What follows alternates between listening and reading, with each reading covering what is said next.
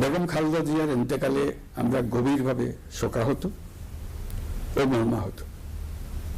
তার মৃত্যুতে জাতি এক মহান অভিভাবককে হারিয়েছে।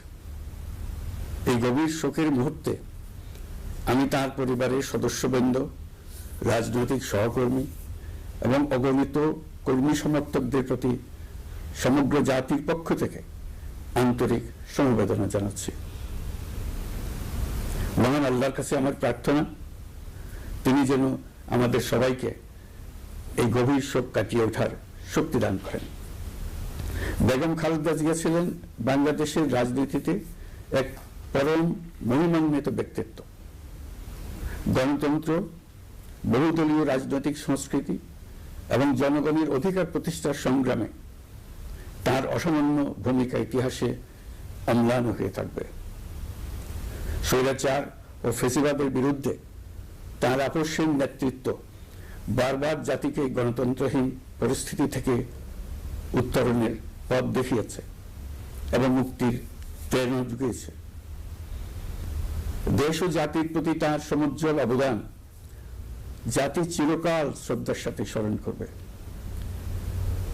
তার দীর্ঘ রাজনৈতিক যাত্রা, গণমুখী নেতৃত্ব এবং প্রিয় মাতৃভূমির স্বাধীনতা ও সার্বভৌমত্বকে সমুন্নত রাখতে তার অবিচল ভূমিকা অবিস্মরণীয় হয়ে থাকবে।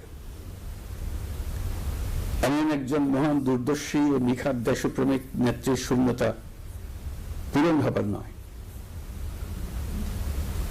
প্রিয় দেশবাসী, এই শোকাবহ মুহূর্তে আপনাদের প্রতি আমার উদাত্ত আহ্বান, আসুন আমরা সবাই যার যার অবস্থান থেকে মহান আল্লাহর দরবারে বেগম খালেদা জিয়ার বিদেহী আত্মার মাগফিরাত কামনা করি।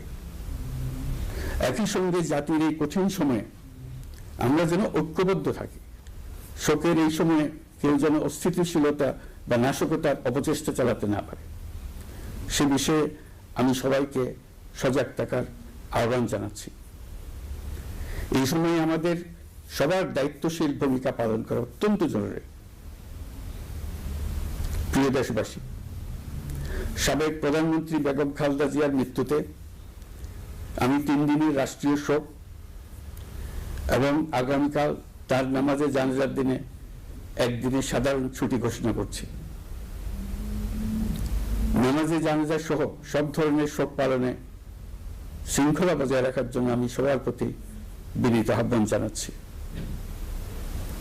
প্রিয় দেশবাসী, আমি জানি আপনারা সবাই এই সময়ে অনেক আবেগাপ্লুত।